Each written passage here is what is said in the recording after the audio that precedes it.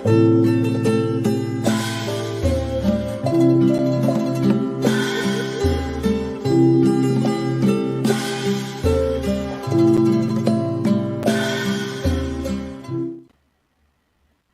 นะหวานเจี๊ยบโรคเพียบนะครับ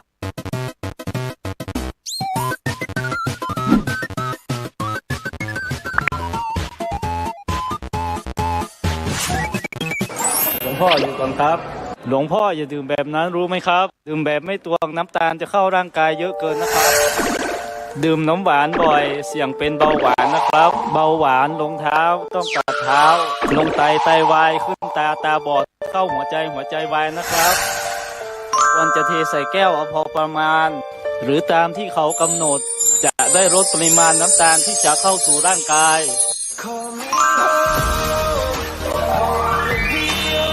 หลวงพ่อทานทีละแค่นี้เพื่อสุขภาพที่ดีนะครับหลวงพ่อ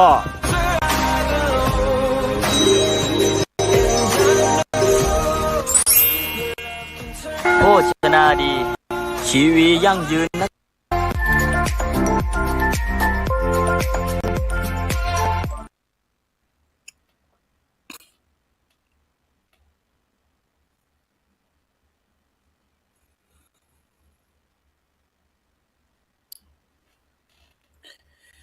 อยากมี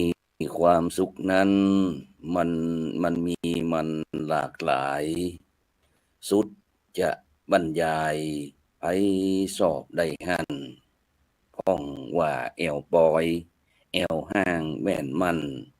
พ้องห้าของลันลำลิ้นแขกมาบ้านเฮาสุขได้ลาบจีนจวนแขกกินเหล้าเมายาเจ้านาสุขนักก่อนเข้างามหลายสุขไปเลี้ยงควายคือมันอิ่มยาแต่ว่าสุขในตนตัวของข้าของตุเจ้าเมืองแป่คือบ่ได้ใจหรือไทยจื่นยาวในทุกสิ่งก้าวยินดีนะของก็บอกว่ามีบ้านมีรถบ่ได้เคียงขี่เงินคำปอมีได้กินเลี้ยงไส้เกยยากลำเค็นทุกเข็นใจเจ็บป่วยอันใดหมดแล้วเกยหิวเกยหวยละถวยแผ่วแป้วชีวิตแสวไปมาหันอย่างมานั้นก็เฝ้าศึกษาคอยด้อยดีกาของมันนั้นเจ้าเลือกเอาข้อดีมาเป็นแบบเบาข้อด้อยตุ่มเอาขวางละปรับปรุงแก้ไขปล่อยวางนะจ๊ะสักวันนั้นได้สุขมาสุขพอเพียงนั้นมีทั่วทิศสาใจเฮานั่นนาปากายสุขใดปากายสุขใดขอกล่าวคำว่าธรรมะรับอรุณสวัสดีกับบรรดาท่านผู้ฟังท่านผู้ชมทุกท่าน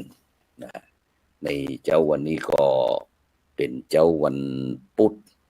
ที่4เดือนธันวาคมปีพุทธศักราช2567ในเจ้านี้ก็กับผมอัตมภาพพระครูโสพลปริยัติก็ได้นำรายการธรรมะรับอรุณมาพบกับบรรดาท่านผู้ฟังท่านผู้ชมแต่ท่านอาจารย์รณชัยละนันชโยเจ้าอาวาสวัดธรรมวิเชียรอำเภอเชียงดาวจังหวัดเชียงใหม่ซึ่งวันนี้ท่านอาจารย์ติดศาสนกิจที่สำคัญก็เลยได้มอบหมายให้เก่ากับผมอัตมภาพพระครูโสพลปริยัติได้มาพบมาแทนกับบรรดาท่านผู้ฟังท่านผู้ชมซึ่งในเจ้าวันนี้ก็ออกอากาศที่วัดอาคารพระธรรมสิทธาจารย์5ชั้นวัดพระสิงห์วรมหาวิหารอำเภอเมืองจังหวัดเชียงใหม่ซึ่งในเจ้าวันนี้ก็บรรยากาศ ในเมืองเชียงใหม่เนี่ยก็รู้สึกว่าเย็น เย็นค่อนข้างเย็นสักหน่อยหนึ่งฉะนั้นก็บรรดาท่านผู้ฟังท่านผู้ชมนะที่กำลังติดตามนะเพราะว่าจะดัง Facebook ทาง YouTube สถานีอยู่เครือข่ายขึ้นสีข่าวเจ้าประชานะ8จังหวัดภาคเหนือนะเพราะว่าเป็นพี่น้องท่านผู้ฟังที่อยู่ทางเมืองน่านนะพี่น้องที่อยู่เมืองแปร่นะลำปาง พะเยาเชียงรายลำพูนแม่ฮ่องสอนเชียงใหม่เป็นจะได้กันพ้องนะอากาศหนาวก็ซึ่งถ้าอู้ถึงบรรยากาศ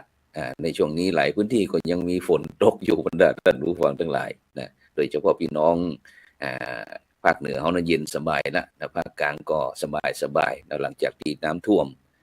อีสานก็ฟื้นคืนมาแล้วนะหลังจากที่น้ำท่วมแล้วแต่พี่น้องตั้งภาคใต้บรรดาท่านผู้ฟังทั้งหลายนะตอนนี้ก็ได้ประสบปัญหาอุทกภัยนะอุทกภัยนะซึ่งก็น้ำท่วมฉะนั้นก็ในช่วงนี้ก็ตั้งหน่วยงานตั้งภาครัฐภาคเอกชนต่างๆนะหรือว่า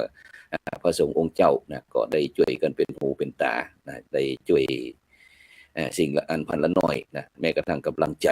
นะคือกับพี่น้องเจ้าไต้นะจึงวันก่อนก็ได้มีโอกาสติดต่อโทรศัพท์นะว่าจะจวนท่านอาจารย์พระมหาบวรปวรธรรมโม จากบุญนารอบนะนครศรีธรรมราชแล้วก็ท่านอาจารย์พระครูโสพลปัญญาสารจากสตูลนะก็บอกในช่วงนี้ก็บ่ใครสะดวกเลยนะเพราะว่ามันละซ้ำละสายเหมือนกันเนาะฉะนั้นก็ขอถวายกำลังใจนะครับกับพระสงฆ์องค์เจ้านะที่ทางภาคใต้ของเขานะครับได้ช่วยดูแลเยียวยารักษาช่วยผ่อนนักเป็นเบาจากเบาก็ห่างหายไปนะครับแล้วก็หลวงปู่แดงดรหลวงปู่แดงก็ได้เป็นแกนนำในการที่จะช่วยกันระดมสิ่งที่จำเป็นสำหรับผู้ประสบอุทกภัยซึ่งก็ได้ช่วยเป็นอย่างดีซึ่งหลวงพ่อแดงนี่ก็ถือว่าสุดยอดนะหลวงพ่อแดงนี่เจ้าคุณผู้ช่วยศาสตราจารย์ดรหลวงพ่อแดงซึ่งเป็นก็ถือว่าเป็นพระมหาเถระรูปหนึ่งนะที่ได้ทำหน้าที่ของพระสงฆ์องค์เจ้านะถึงแม้จะเป็นเจ้าขุนมูลนายหลวงพ่อก็ยังโอ้โหนะสุดยอดนะแม้กระทั่งงั้นในปัจจุบันนี้เปิดห้องเรียนห้องบริการวิทยาลัยมหาจุฬาลงกรณราชวิทยาลัยเขตวิทยาเขตอย่างก็มันของเปิ้นวิทยาลัยเนาะส่วนกลางก็แล้วกันเนาะที่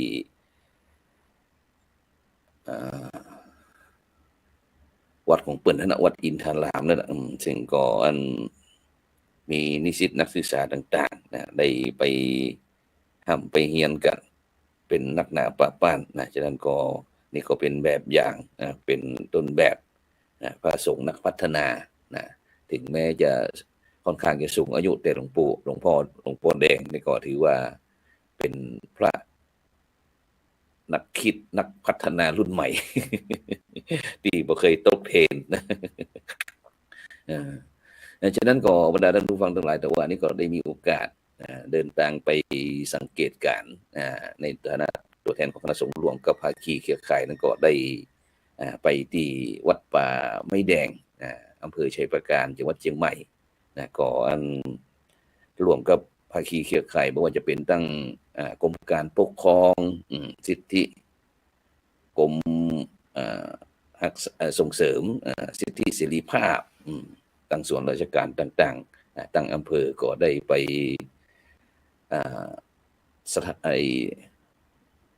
กรอกข้อมูลสถานะบุคคลของบรรดาลูกพระลูกเนรของเขาที่ยังไร้รัฐไร้สัญชาติไร้สิทธิขั้นพื้นฐานบอกว่าจะเป็นเรื่องเกี่ยวกับเรื่องการศึกษาพยาบาลของลูกพระลูกเนรแถบประมาณ 3-4 อำเภอเหล่านี้นะแต่ว่านี่ก็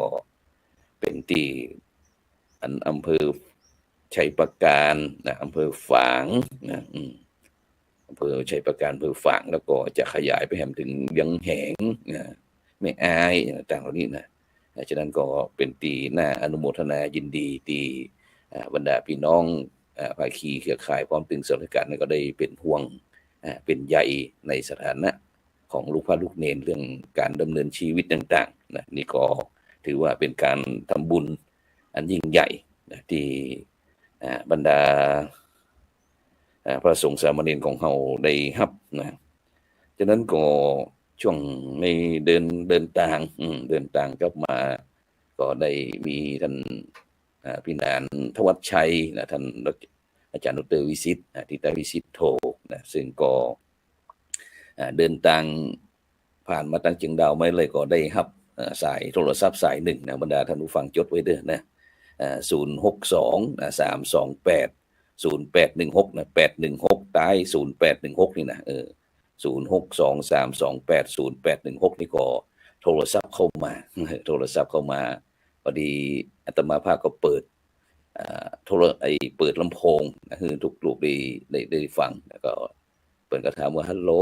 คุณโสพลใช่ไหมนะเจริญพรนะคุณโยมเป็นไผนะ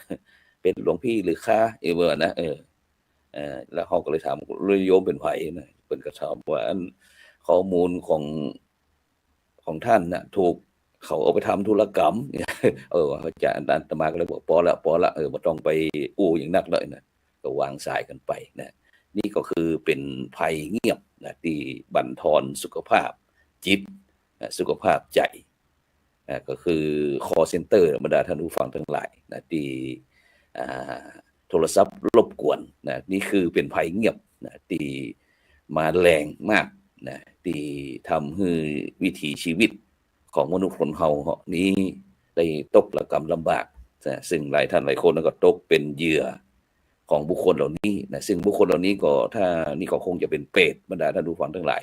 เป็นเปรตเป็นยักษ์ที่คอยสร้างความทุกข์ความน่ารำคาญนะคือเปื้อนร่วมโลกนะฉะนั้นหมู่เนี่ยตายไปนี่บ่มีพุทธได้เกิดละนะ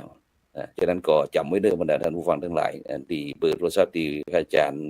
ได้บอกไปตะกี้นะ0623280816นะจดไว้เลยนะถ้าโทรไปบ่ต้องรับใครจะอู้จะได้กระจ่างเด้อโทรศัพท์ที่แปลกสายบ่ต้องรับบรรดาท่านผู้ฟังทั้งหลายนะถ้าเฮาจะรับโทรศัพท์ก็เฉพาะที่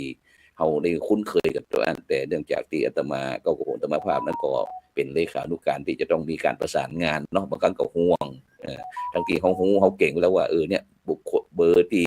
บ่มีชื่อนี่อย่างต่างๆที่เฮาบ่ฮู้จักเนี่ยเฮาจะบ่รับแต่ก็ที่ดูบางครั้งก็พระศรัทธาญาติโยมคณะครูบาอาจารย์พ้องอีกนะบอกว่าผมได้รับเบอร์โทรศัพท์จากนั้นนี่อันคือช่วยประสานงานนี่เฮาเป็นห่วงตรงนี้เนี่ยความจริงเฮาจะบ่รับฉะนั้นก็ฝากบรรดาท่านผู้ฟังท่านผู้ชมตัวนะก็อย่าไปหลงหรือว่าความโลภกับสิ่งที่เขามาหลอกนะบางครั้งก็หูเบาว่าตรงนั้นตรงนี้ถ้าไปทำการทำงานสบายแต่ได้เงินแต่จะต้องมีการลงทุนเป็นแชร์ลูกโซ่พวกอย่างต่างๆที่มันวุ่นวายกวนบรรดาท่านผู้ฟังทั้งหลายนะฉะนั้นมันก็อยู่ที่ตัวหมู่เฮาว่าจะมีความแข็งแกร่งขนาดไหนนะที่เป็นชาวพุทธนั้นจะมีเหตุมีผลก็นะจะไปหูเบาเจื้อเปิ้นบ่ได้เด้อนะเพราะเดี๋ยวนี้มันภัยหมดเนี่ยเมื่อบุคคลถ้าเข้าไปสู่วงจรอุบาทแล้วนะบอกว่าจะเป็นเรื่องการค้าการขายอย่างต่างๆที่มันผิดกฎหมายบ้านเมืองกฎศีลธรรมต่างๆเนี่ยก็จะทำให้บุคคลเหล่านั้นได้รับความทุกข์นะเวทนาน่าสงสารอย่างยิ่งนะฉะนั้นก็นี่ก็เป็นแบบอย่างเป็นแหมเคสหนึ่งนะที่ก็กับผมอาตมาภาพนะพระครูโสพลปริยัติได้พบได้เจอก็นำมาอู้มาจากให้บรรดาท่านผู้ฟังได้รับฟังเพื่อที่จะเป็นเวลาเขาจะรับโทรศัพท์เวลาเขาจะอู้กับไผจะกดอะไรอย่างเนี้ยโปรดระมัดระวังคิดก่อนทำนะคิดก่อนทำไม่ใช่ทำแล้วก็มาคิดแก้ปัญหาที่หลังซึ่งก็การแก้ปัญหาในปัจจุบันนี้ถึงแม้ว่าฝ่ายราชการเป็นพยายามที่จะปราบสิ่งตัวนี้นะแต่ก็ยังว่ามันปราบยากนะกิเลสมนุษย์คนเฮานี่นะความอยากความปัญหาตัณหาต่างๆนี่นะความโลภความโกรธความหลงเนี่ยมันเป็นสิ่งที่โอ้โหเนี่ยแม้แต่พระพุทธเจ้านะก็ยังจะต้องผ่านสิ่งตัวนี้นะแล้วเสร็จแล้วก็เอามาสอนให้หมู่เฮาเจ้าโลกเนี่ยได้เรียนรู้นะแล้วก็เอานำไปประพฤติปฏิบัติเพื่อที่จะได้พ้นจากความทุกข์พบความสุข ที่ยั่งยืนนั่นเองนะฉะนั้นก็บรรดาท่านผู้ฟังท่านผู้ชมก็โปรดระมัดระวังนะการใช้การดำเนินชีวิตในปัจจุบันนี้เป็นเรื่องที่จะว่ามันสะดวกก็สะดวกจะว่ามันตุกก็ว่าจะว่ามันลำบากก็ลำบากเช่นเดียวกันเพราะฉะนั้นการดำเนินชีวิตในปัจจุบันเนี่ยในฐานะที่เราเป็นเจ้าพุทธเนี่ยเราก็อย่าลืมนะเพราะว่าจะเป็นเกี่ยวกับเรื่องการทำหน้าที่เจ้าพุทธของเราเนี่ยมันมีความสำคัญโดยเฉพาะเรื่องการหื้อตานการรักษาศีล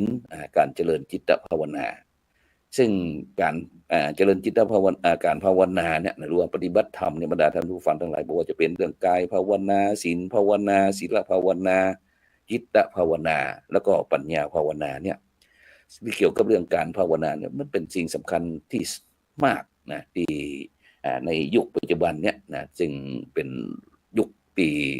ไร้พรมแดนเป็นยุคที่จะว่าโหดร้ายก็โหดร้ายจะว่าเป็นยุคที่ช่วยเหลือเกื้อกูลอนุเคราะห์สงเคราะห์กันก็ว่าได้แต่มันอยู่ที่บุคคลใดจะเจอสิ่งไหนก่อนซึ่งถ้าเขาเจอแต่สิ่งที่ดีก็ดีไปแต่ถ้าเขาเจอสิ่งไม่ดีก็โหมันเป็นเวลาที่ลำบากมากๆนะฉะนั้นการดำเนินชีวิตในปัจจุบันเนี่ยบรรดาท่านผู้ฟังทั้งหลายโดยเฉพาะเราในฐานะที่เป็นเจ้าพุทธเนาะเป็นเจ้าพุทธนั่นก็จะเป็นที่จะต้องนำหลักธรรมคำสอนต่างๆเข้าไปปฏิบัติอย่างแท้จริงโดยเฉพาะเรื่องกายภาวนากายภาวนาก็คือการพัฒนากายนะซึ่งหมายถึงการปรับปรุงพัฒนากายเนี่ยคือมันเจริญงอกงามขึ้นนะบอกว่าจะเป็นด้วยกุศลธรรมต่างๆนะคือกุศลธรรมนั้นงอกงามขึ้นในจริตอัธยาศัยแล้วก็ยังอกุศลก็คือความบดีทั้งหลายเนี่ยคือมันเสื่อมสิ้นไปซึ่งก็ได้แก่การรู้จักควบคุมอินทรีย์นะคือเป็นช่องทางที่จะมาแห่งสภาพกิเลสเนี่ยหรือว่าแห่งปัญหานะหรือว่าความทุกข์นานาประการเนี่ยคือมันเสี่ยงหมดไปนี่คือกายภาวนาส่วนศีลภาวนานี่หมายถึงพัฒนาศีลนะก็ได้แก่การพัฒนาเรื่องความประพฤติการควบคุมกายวาจาใจให้อยู่ในกรอบให้อยู่ในกฎให้อยู่ในระเบียบให้อยู่ในกฎกติกาในบ้านในเมืองในสังคมคือที่มุ่งที่จะเกื้อกูลส่งเสริมสนับสนุนซึ่งกันและกันโดยเฉพาะนะความเฮาบ่เบียดเบียนซึ่งกันและกันซึ่งในปัจจุบันเนี่ยบรรดาท่านผู้ฟังทั้งหลายนะประเทศไทยนี่ก็แปลกนะคนไทยนี่แปลกมากๆบ่ชอบทั้งที่เขานับถือพุทธศาสนาหรือว่ามีศีลมีธรรมมีศีลสุขล้ำมีธรรมสุขใจนี่นะบ้านเมืองจะสงบในบ่มีเย่กันอย่างนั้นเขาแปลกเหมือนกันเนี่ยซึ่งมันก็เป็นสิ่งที่เจ้าไทยเขาจะต้องเรียนรู้นะยามบ้านเมืองสงบเนี่ยบ่ชอบหาเรื่องหาเล่าแต่คนไทยด้วยกันเนาะแต่ยามใดที่เนี่ยในปัจจุบันเนี่ยหลอกกลางใจแดนของเขาเริ่มมีปัญหาแล้วก็พ่อยังข้อปากนี่นะอวดหูอวดเก่งปากันจะได้ก็มีบอกเคยฮักสงบนะบอกว่าแม้ถึงว่าเพลงเขาจะบอกว่าชาติไทยเขาเป็นชาติรักสงบนะมันบ่เคยสงบเวลาบ่มีพิษปัญหากับบ้านข้างบ้านเครื่องอย่างรอบอย่างต่างๆเพื่อนบ้านเพื่อนเมืองนี่นะก็มาพิษกับคนไทยเขาเดียวกันนี่นะทั้งที่ประเทศไทยเนี่ยบรรดาท่านผู้ฟังทั้งหลายเป็นประเทศที่มีความสุขเป็นประเทศที่มีความอุดมสมบูรณ์ที่สุดอาตมายืนยันได้เลยแม้กระทั่งเดินทางไปสหรัฐอาณาจักรแถวยุโรปในต่างๆแม้กระทั่งไปอินเดียไปที่ไหนต่างๆเนี่ยเขาบอกว่าเขาบอกเคยมีความสุขต่อประเทศไทยแม้แต่เขาไปเนี่ยบ้านเขาเนี่ยถึงแม้จะมีคนตุกที่สุดในบรรดาท่านผู้ฟังทั้งหลายแต่ก็ยังมีอาหารการกินมีต่งมีนามีให้มีสวนพอที่จะประกอบสมาอาชีพถึงบอกว่าคนไทยนี่มีทุกสิ่งทุกอย่างยืนโดยลำแข้งตัวเองได้สบายแต่ก็ยังมีคนส่วนหนึ่งที่เอาเปรียบสังคมเนี่ยบรรดาท่านผู้ฟังทั้งหลายมันบอกเจ้าบ่ฮู้เจ้าฮ้องจะได้บ่ฮู้ว่าเจ้าฮ้องจะได้นะชอบปั่นหัวคนไทยเขานี่นะเป็นเช่นนั้นเป็นเช่นนี้ซึ่งถ้าคนไทยของเขานี่นะ ถ้าบ่มีหลักมีเกณฑ์มีกฎมีระเบียบในเรื่องวิธีคิดวิธีการดำเนินชีวิตแล้วเนี่ยมันยิ่งจะตุกมากๆแต่ถ้าเขาคิดเป็นลบมันก็จะมีปัญหาแต่ถ้าเขาคิดเป็นบวกมันก็ดีเหมือนกันที่มันมีปัญหาสารพันที่มาทดสอบระบบว่าคนไทยของเราเนี่ยแกร่งจริงแกร่งจริงไหมที่เขาเข้าวัดปฏิบัติธรรมได้เป็นถือว่าเป็นชาวพุทธเนี่ยมีความแข็งแกร่งก่อนได้ซึ่งมันจะเป็นโอกาสที่เขาได้นำหลักธรรมคำสอนต่างๆเนี่ยตีบททดสอบเอามาเป็นบททดสอบในการดำเนินชีวิตถ้าไผ่สอบผ่านก็สอบผ่านถ้าไผ่สอบบ่ผ่านก็อาจจะถึงคันกับเสียทรัพย์สินทรัพย์สมบัติตีให้ตีหน้าตีบ้านตีจองต่างๆแม้กระทั่งเสียชีวิตก็มีนะซึ่งก็หลายจังหวัดบรรดาท่านผู้ฟังทั้งหลายในปัจจุบันเนี่ยนะที่เริ่มมีคนฆ่าตัวตายนักยิ่งขึ้นแต่ก่อนนี้ได้รู้ว่าพี่น้องต่างจังหวัดลำพูนที่ว่าถือว่าเป็นประเทศจังหวัดที่มีความสุขอันดับต้นๆของประเทศเขาเนี่ยนะแต่ก็มีสถิติการฆ่าตัวตายของพี่น้องเจ้าลำพูนฆ่าตัวตายหนักติดอันดับต้นๆของประเทศนะแล้วคนนี้เขาก็ได้มีโอกาสสนทนาแลกเปลี่ยนกับหน่วยงานแล้วก็คณะครูบาอาจารย์ต่างๆว่าพี่น้องลำพูนเนี่ยมีวิธีคิดวิธีการดำเนินชีวิตจะใดในปัจจุบันนี้ก็รู้สึกว่ามีการทำความเข้าใจอย่างต่างๆนี่ได้แก้ศึกษาถึงปัญหาต้นเหตุปัญหาเกิดจากอย่างก็เอาไปแก้ไขกันก็รู้สึกว่าดีขึ้นนะโดยเฉพาะมีโครงการหมู่บ้านรักษาศีล5พ่องวัดประชารัฐสร้างสุขพ่องนะปีแล้วก็มีเกี่ยวกับเรื่องกระทรวงสาธารณสุขที่รัฐบาลเปิดได้ทำเนี่ยก็ทำให้ความอยู่ดีกินดีของพี่น้องเจ้าลำพูนเนี่ยดีขึ้นการปัญหาการฆ่าตัวตายก็น้อยลงแต่วันก่อนได้กับท่านอาจารย์พระมหากิจการอภิปุญโญหลวงพ่อเจ้าคณะอำเภอภูซาง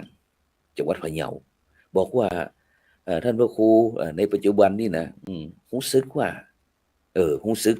หันเพราะว่าเป็นทุเจ้าเนาะทุเจ้านี่ให้ตายจะด้วยโรคอย่างต่างๆนี่ก็ต้องนี่แหละแล้วบอกว่าที่ภูซางเนี่ยเนอะประเดี๋ยวนี้ปัจจุบันเนี่ยมีคนฆ่าตัวตายนักยิ่งขึ้นไม่ใช่เฉพาะคนเฒ่าคนแก่ธรรมดาท่านผู้ฟังทั้งหลายแม้แต่คนหนุ่มคนน้อยเนี่ยบางครั้งอายุ10 กว่าปีธรรมดาท่านผู้ฟังทั้งหลาย10 ปี20 ปีเนี่ยฆ่าตัวตายแขนคอตายเนี่ยซึ่งตรงเนี้ยบรรดาท่านผู้ฟังทั้งหลายซึ่งก็เกิดจากปัญหาในการดำเนินชีวิตนะซึ่งจะต้องพบต้องเจอ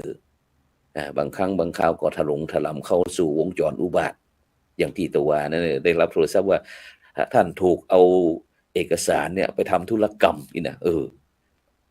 ดังนี้เป็นต้นเนี่ยบรรดาท่านผู้ฟังนี่มันก็เป็นโลกสมัยใหม่เหมือนกันนะโลกสมัยใหม่ปัญหาสมัยใหม่ที่มันเข้ามารุมเร้านะโดยเฉพาะก็หันแก่เงินแก่นี่แหละวัตถุประสงค์ก็คือเรื่องการเอาเงินเอาทองนี่แหละที่จะอาศัยช่องว่างระหว่างคนที่รู้ไม่เท่าไม่ทันไม่มีทางการทางแก้นะถ้าคนรู้เต่ารู้ตันก็มีทางการทางแก้